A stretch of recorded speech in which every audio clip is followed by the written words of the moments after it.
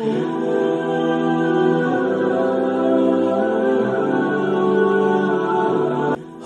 ইব্রাহিম আলাইহিস সালামের জন্ম, শৈশব ও কুফুরি পরিবেশে বেড়ে ওঠা। হজরত ইব্রাহিম আলাইহিস সালাম ছিলেন আল্লাহর প্রিয় নবী ও রাসূল। তার জন্ম হয়েছিল ইরাকের বাবেল বা বাবিল নামক অঞ্চলে। তখনকার যুগে গোটা সমাজ ছিল অন্ধকারে নিমজ্জিত। মানুষ এক আল্লাহকে বাদ দিয়ে গাছ, পাথর, মূর্তি, সূর্য, চন্দ্র, তারাসহ নানান সৃষ্ট জিনিসের পূজা করত। আল্লাহর ইবাদতের পরিবর্তে তারা বানানো দেবদেবীর কাছে মাথা নত করত। তার পিতার নাম ছিল আজার। তিনি ছিলেন নমরুদ নামক এক রাজার দরবারের প্রভাবশালী ব্যক্তি, যিনি নিজেকে ইলাহ দাবি করত। আজার মানুষের জন্য মূর্তি তৈরি করত এবং লোকদের সেই মূর্তি পূজার দিকে আহ্বান করত। ছোটবেলা থেকেই ইব্রাহিম আলাইহিস সালাম ভিন্ন প্রকৃতির ছিলেন। তিনি খুব চিন্তাশীল ও অনুসন্ধিৎসু ছিলেন। অন্যরা যখন মূর্তির সামনে মাথা নত করত, তিনি মনে মনে অস্বস্তি বোধ করতেন। তিনি ভাবতেন যে মূর্তি মানুষের হাতে তৈরি, যা নিজে কিছু করতে পারে না, সে কিভাবে ইলাহ হতে পারে। তিনি বুঝতে পারতেন সত্যিকারের ইলাহ এমন একজন হওয়া উচিত, যিনি সৃষ্টি করতে পারেন, জীবন দিতে পারেন, মৃত্যু দিতে পারেন, উপকার ও ক্ষতি করতে পারেন। ইব্রাহিম আলাইহিস সালাম শৈশবেই প্রায়ই দেখতেন তার পিতা মূর্তি বানাচ্ছে আর মানুষ সেগুলো পূজা করছে। একদিন তিনি তার পিতাকে বললেন, বাবা, তুমি কি এমন জিনিসকে ইলাহ বানাচ্ছ যা শোনে না, দেখে না এবং কোনো কাজে আসতে পারে না? সূরা মারিয়াম ৪২। এই প্রশ্ন শুনে তার পিতা আজার ক্ষিপ্ত হয়ে ওঠে। সে বলল, হে ইব্রাহিম, তুমি কি আমার দেবতাদের অস্বীকার করছো? যদি তুমি থেমে না যাও, তবে আমি তোমাকে কঠিন শাস্তি দেব এবং ঘর থেকেও বের করে দেব। সূরা মারিয়াম ৪৬। কিন্তু ইব্রাহিম আলাইহিস সালাম ভয় পাননি। তিনি দৃঢ়তার সাথে বললেন, হে আমার পিতা, আমার কাছে এমন জ্ঞান এসেছে যা তোমার কাছে আসেনি। তুমি আমার অনুসরণ করো, আমি তোমাকে সঠিক পথ দেখাবো। সূরা মারিয়াম ৪৩। শৈশবকাল থেকেই আল্লাহ তাকে হেদায়েতের আলোয় আলোকিত করেছিলেন। তিনি সত্য ও মিথ্যার মধ্যে পার্থক্য বুঝতে পারতেন। চারপাশে যখন সবাই ভুল পথে, তখন তিনি চিন্তা করতেন, আকাশ জমিনের আসল মালিক কে? কোরআনে বর্ণিত হয়েছে যে তিনি সূর্য, চাঁদ ও তারাকে পর্যবেক্ষণ করতেন। একদিন তিনি তারা দেখে বললেন, এটাই কি আমার রব? কিন্তু তারা ডুবে গেলে তিনি বললেন, আমি অস্ত যাওয়াদের ভালোবাসি না। আবার চাঁদ দেখে বললেন, এটাই কি আমার রব? কিন্তু চাঁদ অস্ত গেলে তিনি বললেন, যদি আমার রব আমাকে হেদায়েত না দেন, তবে আমি পথভ্রষ্টদের অন্তর্ভুক্ত হয়ে যাব।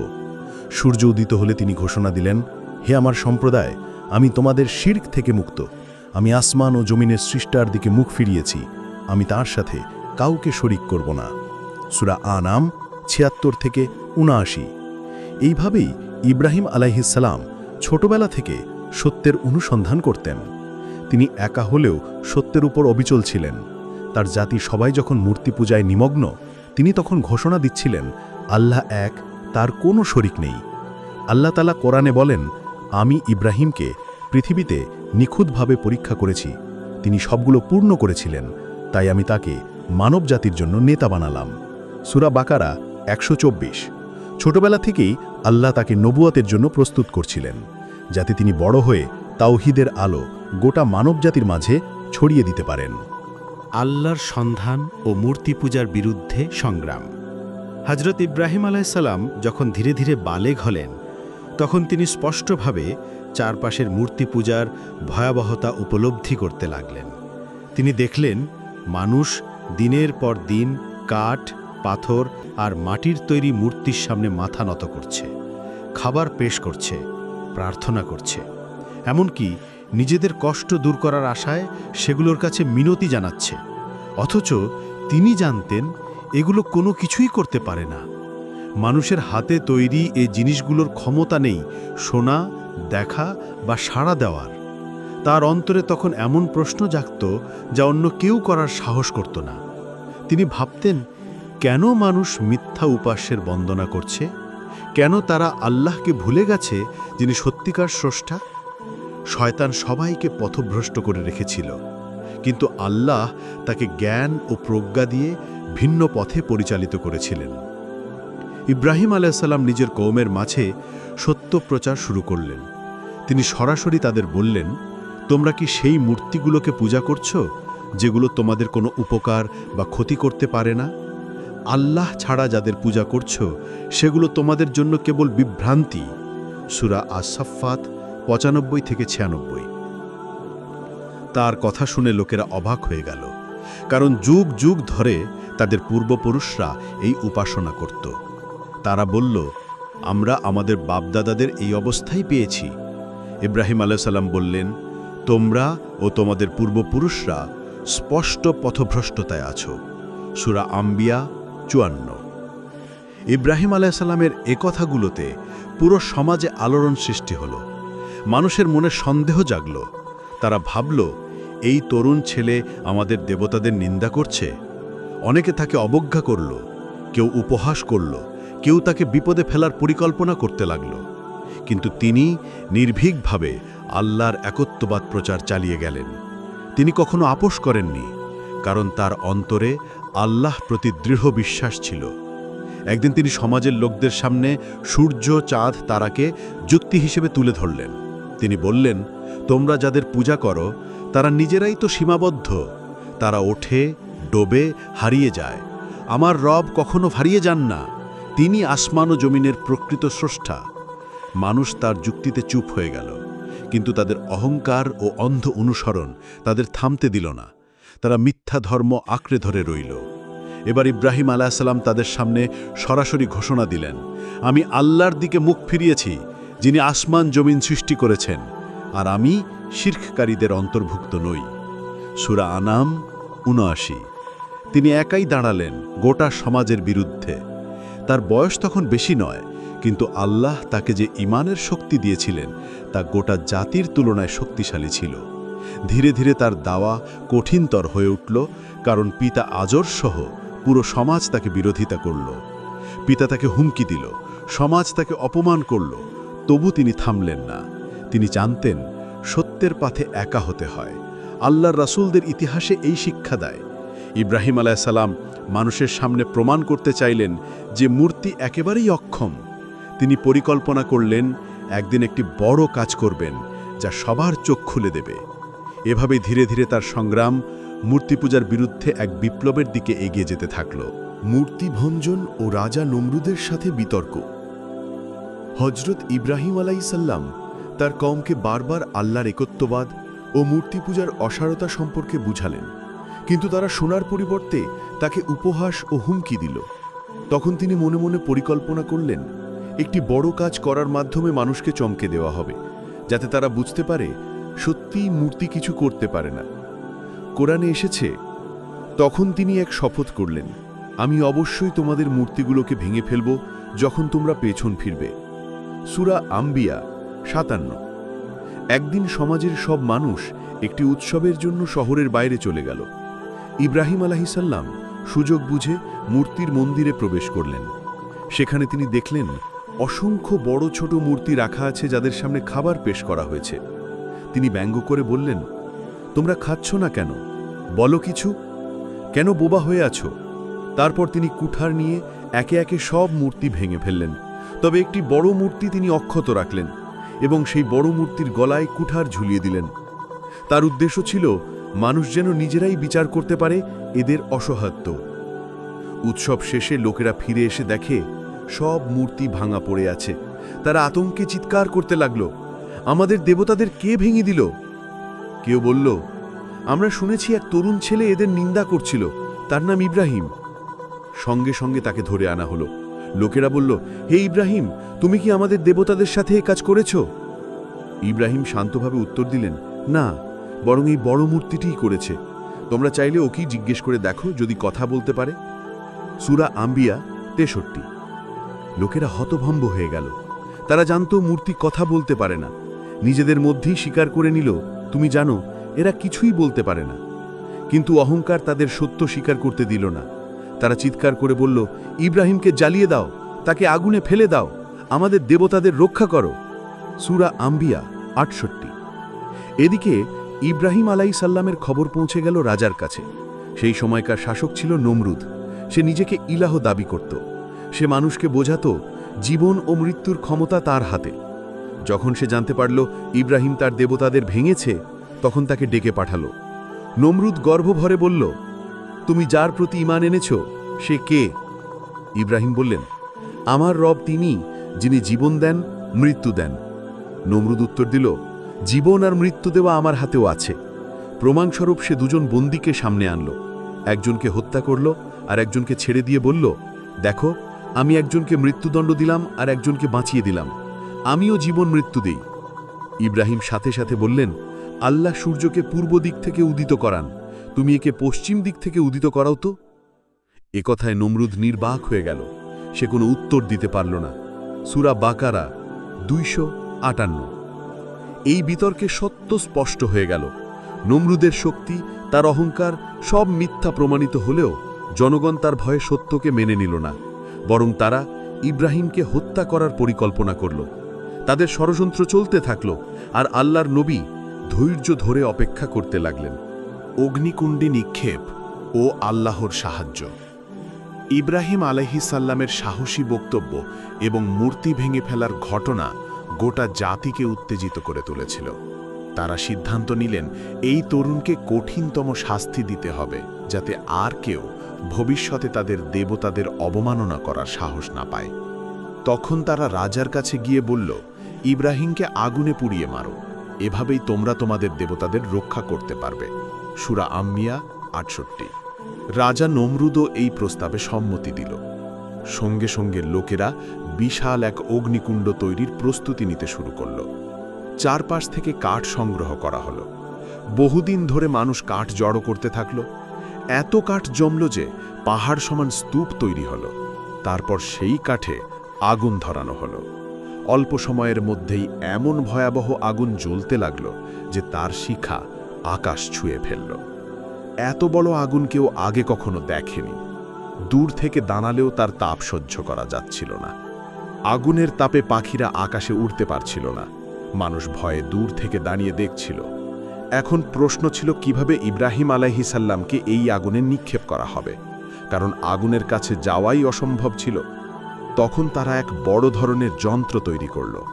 কিছু বর্ণনা মতে সেটা ছিল এক ধরনের ম্যানজেনিক বা বড় স্লিংশট, যার সাহায্যে দূর থেকে কাউকে ছুঁড়ে ফেলা যায়। এভাবেই সিদ্ধান্ত হল ইব্রাহিমকে সেই যন্ত্রে বেঁধে আগুনে নিক্ষেপ করা হবে। যখন তাকে ধরে আনা হলো, মানুষ উল্লাস করতে লাগল। সবাই ভেবেছিল এখনই ইব্রাহিম শেষ হয়ে যাবে।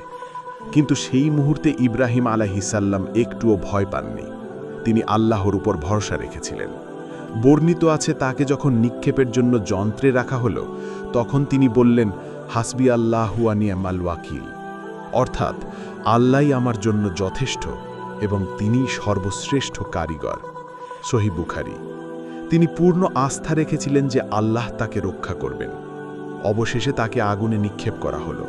লোকেরা আনন্দে চিৎকার করতে লাগল। তারা ভেবেছিল ইব্রাহিম মুহূর্তেই ভস্মীভূত হয়ে যাবে, কিন্তু আল্লাহ তার প্রিয় বান্দাকে রক্ষা করলেন। আল্লাহ তাআলা ফেরেশতাদের নির্দেশ দিলেন, হে আগুন, তুমি ইব্রাহিমের জন্য শীতল ও নিরাপদ হয়ে যাও। সূরা আম্বিয়া 69।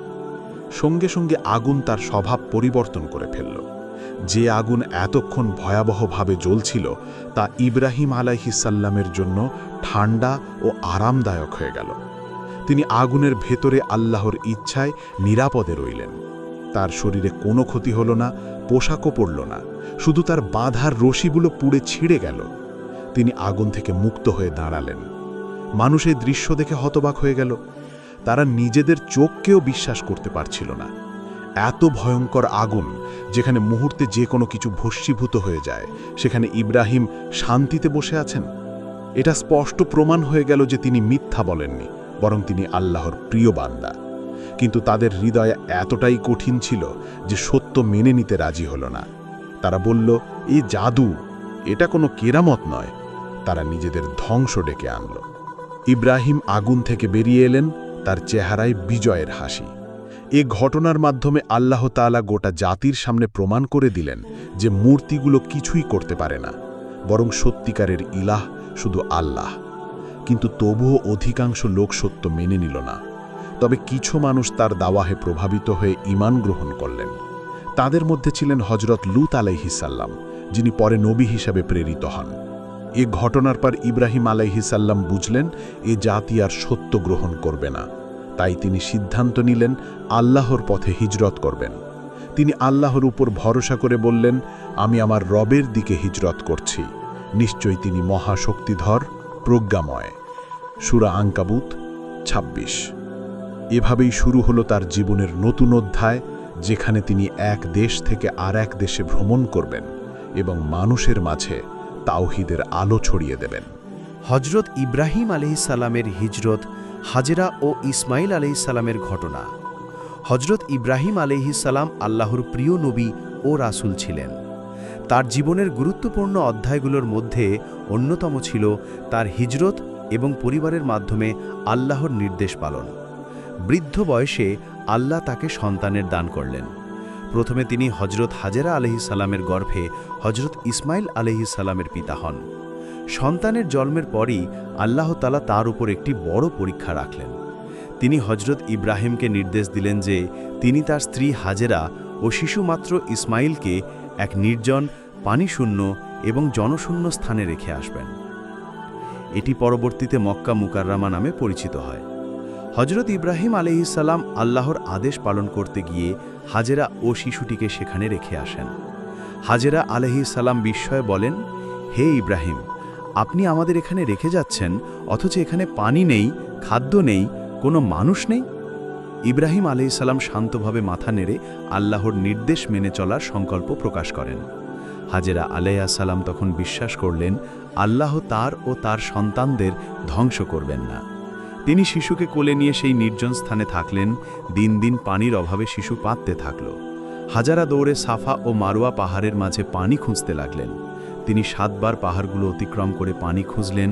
আল্লাহর রহমতে শিশুর পায়ের গোড়ালির কাছে জমজম কূপের পানি ফোটানো হলো। এই অলৌকিক পানি আজও প্রবাহিত হচ্ছে এবং কোটি কোটি মুসলমান হজের সময় সেই জমজমের পানি পান করে থাকেন। হজরত ইব্রাহিম আলাইহিসসালাম মাঝে মাঝে স্ত্রী ও সন্তানকে খুঁজতে মক্কায় আসতেন। ইসমাইল আলাইহিসসালাম বড় হয়ে শহরের আশেপাশের জোহম জাতির সঙ্গে বসবাস করতে শুরু করেন। পরবর্তী সময়ে ইব্রাহিম আলাইহিসসালামের আরেক স্ত্রী সারা আলাইহিসসালামের গর্ভে জন্মগ্রহণ করেন হজরত ইসহাক আলাইহিসসালাম। আল্লাহ তার বংশধরদের নবুয়তের আলোকে উজ্জ্বল করেছেন।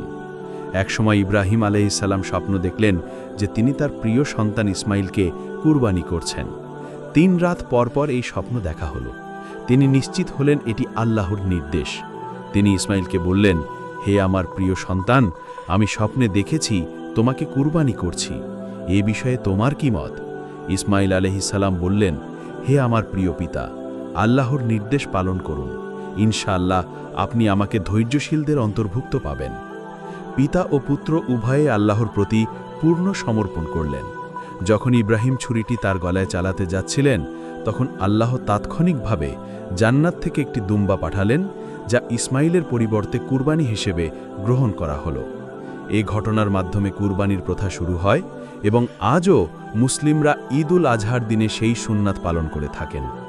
হজরত ইব্রাহিম আলাইহিসসালাম এই পরীক্ষার মাধ্যমে প্রমাণ করলেন যে আল্লাহর নির্দেশের প্রতি তার সম্পূর্ণ আনুগত্য ছিল অবিচল। আলাইহিসসালাম আল্লাহর প্রতি সম্পূর্ণ ভরসা রেখে এক দেশে থেকে আরেক দেশে হিজরত করতেন। তিনি সবসময় আল্লাহর নির্দেশ মেনে চলতেন এবং মানুষের মাঝে তাওহীদ প্রচার করতেন। এক পর্যায়ে তিনি আল্লাহর নির্দেশে তার প্রিয় সন্তান ইসমাইল আলাইহিসসালাম ও স্ত্রী হাজেরা আলাইহাসসালামের সঙ্গে মক্কায় আসেন। তখন মক্কার চারপাশ ছিল নির্জন, বৃক্ষশূন্য, নদীশূন্য। মানুষ বসবাস করত না, কোনো জনজীবন ছিল না। আল্লাহ হজরত ইব্রাহিমকে সেখানে একটি স্থাপনা গড়ার নির্দেশ দেন, যা পরবর্তীতে ইসলামের জন্য কেন্দ্রবিন্দু হবে। ইব্রাহিম আলাইহিসসালাম ও ইসমাইল আলাইহিসসালাম মিলে কাবা শরীফ নির্মাণ শুরু করেন। তারা কাঠ, পাথর ও অন্যান্য প্রাকৃতিক উপকরণ সংগ্রহ করে স্থাপনাটি তৈরি করেন। এই স্থাপনা শুধু একটি ইবাদতের কেন্দ্র ছিল না, বরং আল্লাহর একত্ববাদ প্রচারের প্রতীকও ছিল। কুরআনে বর্ণিত হয়েছে, হে আমার সন্তান, আমরা এই স্থাপনা তোমার জন্য এবং তোমার বংশের জন্য স্থাপন করেছি, যাতে তারা তাওহীদ মানে। সূরা আল-হজ ২৬। ইব্রাহিম আলাইহিসসালাম তাওহীদের শিক্ষাই শিশু ইসমাইলকে শিখিয়েছিলেন এবং মানুষকে দেখিয়েছিলেন যে কেবল আল্লাহই প্রকৃত ইলাহ।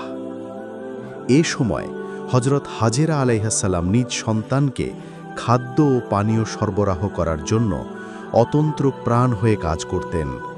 তিনি আল্লাহর ওপর সম্পূর্ণ ভরসা রাখতেন। তখন ইসমাইলের জন্য আল্লাহর নির্দেশে জমজম কূপ থেকে পানি ফোঁটা ফোটে, যা পরবর্তীতে মুসলিম উম্মার জন্য একটি ধারাবাহিক ও অবর্থ জলাধার হিসাবে রয়ে যায়। হাজেরা ৭ বার সাফা ও মারোয়া পাহাড়ের মধ্যে দৌড়াদৌড়ি করে পানি খুঁজে নিতেন, যা আজও হজের রীতিতে অনুসরণ করা হয়। হজরত ইব্রাহিম আলাইহিসসালাম বিভিন্ন দেশে হিজরত করতে গিয়ে আল্লাহর সৃষ্টির মহানতা মানুষকে দেখাতেন। তিনি তাদের বোঝাতেন যে সূর্য, চাঁদ ও তারারা আল্লাহর তৈরি, কোনোটি মানুষের ইলাহ হতে পারে না। তিনি সাধারণ মানুষের মাঝে আল্লাহর নামে দাওয়াত দিতেন, ধৈর্য সহকারে তাদের ভুল পথ থেকে ফিরিয়ে আনতেন।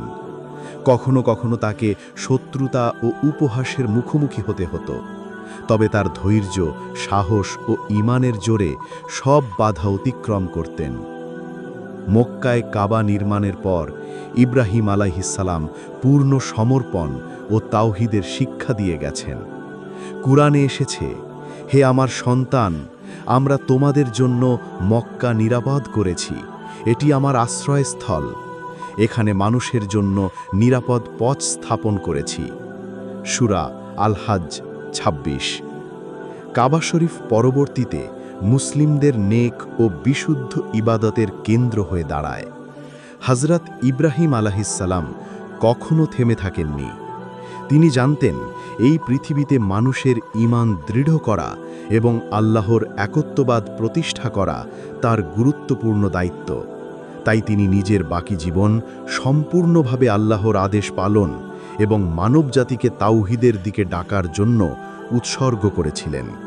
তার জীবনের এই অধ্যায় প্রমাণ করে যে একজন মানুষ আল্লাহর উপর পূর্ণ বিশ্বাস রেখে কিভাবে দাওয়া, ধৈর্য ও ত্যাগের মাধ্যমে ইতিহাসে চিরস্থায়ী প্রভাব রাখতে পারে।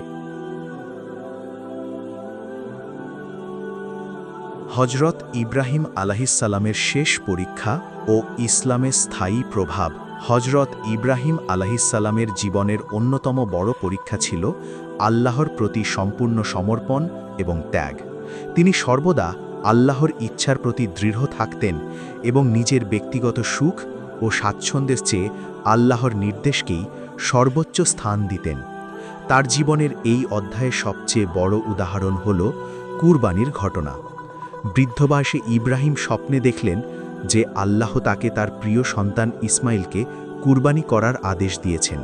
তিনি প্রথমে স্তম্ভিত হলেন, কিন্তু পরবর্তীতে বুঝলেন যে এটি আল্লাহর নির্দেশ। তাই তিনি সন্তানের প্রতি প্রেম ও আবেগের ওপর জয় লাভ করে আল্লাহর আজ্ঞা পালন করতে প্রস্তুত হলেন। ইসমাইল আলাইহিসসালামও তার পিতার নির্দেশ মেনে আল্লাহর ইচ্ছা মেনে চললেন। এই ঘটনা প্রমাণ করে যে হজরত ইব্রাহিম ও তার বংশধররা আল্লাহর প্রতি সম্পূর্ণ আনুগত্যের প্রতীক। যখন তিনি ছুরিটি তার পুত্রের গলায় চালানোর জন্য উত্তোলন করলেন, তখন আল্লাহ তাৎক্ষণিকভাবে একটি দুম্বা পাঠালেন, যা ইসমাইলের পরিবর্তে কুরবানি হিসাবে গ্রহণ করা হলো। এই অলৌকিক ঘটনা ইসলামের মধ্যে কুরবানির সুন্নত স্থাপন করে এবং মুসলিমদের মধ্যে ত্যাগ, আনুগত্য ও আল্লাহর প্রতি বিশ্বাসের শিক্ষা দেয়। হজরত ইব্রাহিম আলাইহিসসালাম জীবনের শেষ পর্যায়ে মক্কায় বসবাস করতেন। তিনি ইসমাইল আলাইহিসসালামের মাধ্যমে কাবা শরীফ প্রতিষ্ঠা করেছিলেন। কাবা শুধু মুসলিমদের ইবাদতের কেন্দ্র নয়, বরং আল্লাহর একত্ববাদ প্রতিষ্ঠার চিরন্তন প্রতীক। হজরত ইব্রাহিম আলাইহিসসালাম মানুষের মধ্যে তাওহীদ শিক্ষা প্রচার করতে সব সময় ব্যস্ত ছিলেন। তিনি মানুষকে বোঝাতেন যে সূর্য, চাঁদ, তারারা এবং পৃথিবীর সব সৃষ্টির উপকরণ আল্লাহরই সৃষ্টি, কোনোটি মানুষের ইলাহ হতে পারে না। তিনি মানুষের মনকে আল্লাহর একত্ববাদে শক্ত করে তুলতেন। তিনি বহু দেশে ভ্রমণ করতেন, যেখানে মানুষেরা তত্ত্ব, জ্ঞান ও দাওয়াহ গ্রহণ করতেন। কখনো কখনো তিনি বিপদ, উপহাস ও শত্রুতার সম্মুখীন হতেও ভীত হলেন না। তিনি ছিলেন ধৈর্য, দৃঢ় ঈমান, সাহস এবং সম্পূর্ণ সমর্পণের নিদর্শন। হজরত ইব্রাহিম আলাইহিসসালামের জীবনের শেষ দিনগুলোতে তিনি নিজের জীবন, সম্পদ ও বংশধারের মাধ্যমে ইসলামের ভিত্তি স্থাপন করলেন। তার আদর্শ অনুসরণ করে মুসলিম উম্মাহ শিক্ষিত হয়, তাদের মধ্যে ত্যাগ, ধৈর্য, ঈমান ও আল্লাহর প্রতি পূর্ণ আনুগত্যের শিক্ষা প্রবাহিত হয়। হজরত ইব্রাহিম আলাইহিসসালামের জীবনের এই অধ্যায় প্রমাণ করে যে আল্লাহর নির্দেশ মেনে চললে একজন মানুষ তার জীবন ও বংশধরের মাধ্যমে চিরকালীন প্রভাব রাখতে পারে। তিনি ইসলামের ইতিহাসে একজন মহান নবী, যার শিক্ষা ও জীবন দেওয়া ঈমান ও ত্যাগের অনন্য দৃষ্টান্ত। মুসলিম উম্মাহ আজও কুরবানির সময় হজ ও কাবা শরীফের ভ্রমণে তার এই শিক্ষা স্মরণ করে এবং তা অনুসরণ করে। তার জীবনের সমস্ত শিক্ষা মানুষকে তাওহীদ এবং আল্লাহর পথে চলার অনুপ্রেরণা দেয়। হজরত ইব্রাহিম আলাইহিসসালামের জীবন ও শিক্ষার চূড়ান্ত অধ্যায়। হজরত ইব্রাহিম আলাইহিসসালাম ছিলেন মানব ইতিহাসের অন্যতম মহান নবী, যিনি আল্লাহর নির্দেশের প্রতি পূর্ণ সমর্পণ এবং ত্যাগের মাধ্যমে সকল মুসলিমের জন্য এক অনন্য দৃষ্টান্ত স্থাপন করেছেন। তার জীবন ছিল পরীক্ষা, ধৈর্য, আনুগত্য এবং আল্লাহর একত্ববাদ প্রচারের এক অবিরাম যাত্রা। ছোটবেলা থেকেই তিনি দেখেছিলেন তার সমাজ মূর্তি পূজা ও অহংকারে নিমজ্জিত। বাবা আজার একজন মূর্তি নির্মাতা হলেও হজরত ইব্রাহিম আলাইহিসসালাম নিজের বুদ্ধি ও চিন্তার মাধ্যমে বুঝেছিলেন যে কাঠ ও পাথর দিয়ে তৈরি কোনো বস্তু মানুষের ইলাহ হতে পারে না। তিনি মানুষের মনকে আল্লাহর একত্ববাদে বিশ্বাস স্থাপনের জন্য সংগ্রাম শুরু করেন। ছোটবেলায় তিনি তার বাবাকে বোঝানোর চেষ্টা করেছিলেন যে মূর্তিগুলো কিছুই করতে পারে না, মানুষকে রক্ষা করতে পারে না এবং তা উপাস্য হতে পারে না। কিন্তু মানুষ তখনও তাদের কৃত্রিম দেবতাদের কাছে গিয়ে মাথা নত করত। এই ঘটনার পর তিনি সিদ্ধান্ত নেন সরাসরি আল্লাহর দাওয়া প্রচার করবেন। হজরত ইব্রাহিম আলাইহিসসালাম মূর্তিগুলো ভেঙে ফেলেন, শুধুমাত্র বড় মূর্তিটিকে রেখে দেন এবং তার হাতে কুঠার ঝুলিয়ে দেন। যখন লোকেরা ফিরে আসে, তারা বিস্ময়ে দেখতে পায় তাদের দেবতাদের ভাঙা অবস্থায়। ইব্রাহিম আলাইহিসসালাম তখন বলেন, তুমি যিনি কথা বলতে পারো, তুমি করো। লোকেরা জানত যে মূর্তি কথা বলতে পারে না, কিন্তু তাদের অহংকার সত্য স্বীকার করতে বাধ্য করেনি। তারা আরও রাগান্বিত হয়ে ইব্রাহিমকে আগুনে নিক্ষেপ করার সিদ্ধান্ত নেয়। বিশাল অগ্নিকুণ্ড তৈরি করা হয়, যা এত ভয়ঙ্কর ছিল যে মানুষ দূর থেকে দাঁড়াতেও সাহস পেত না। ইব্রাহিম আলাইহিসসালাম পূর্ণ ধৈর্য ধরে আগুনের মধ্যে নিক্ষেপিত হন। আল্লাহ তাআলা তাকে রক্ষা করেন এবং আগুন তার জন্য শীতল ও নিরাপদ হয়ে যায়। এই অলৌকিক ঘটনা মানুষকে দেখায় যে আল্লাহর শক্তি সীমাহীন এবং সত্যিকারের বান্দা যিনি তার উপর ভরসা রাখে, সে কোনো বিপদে ক্ষতিগ্রস্ত হয় না। হজরত ইব্রাহিম আলাইহিসসালামের জীবনে পরবর্তী অধ্যায় শুরু হয় হিজরত এবং পরিবার পরিচালনার মাধ্যমে।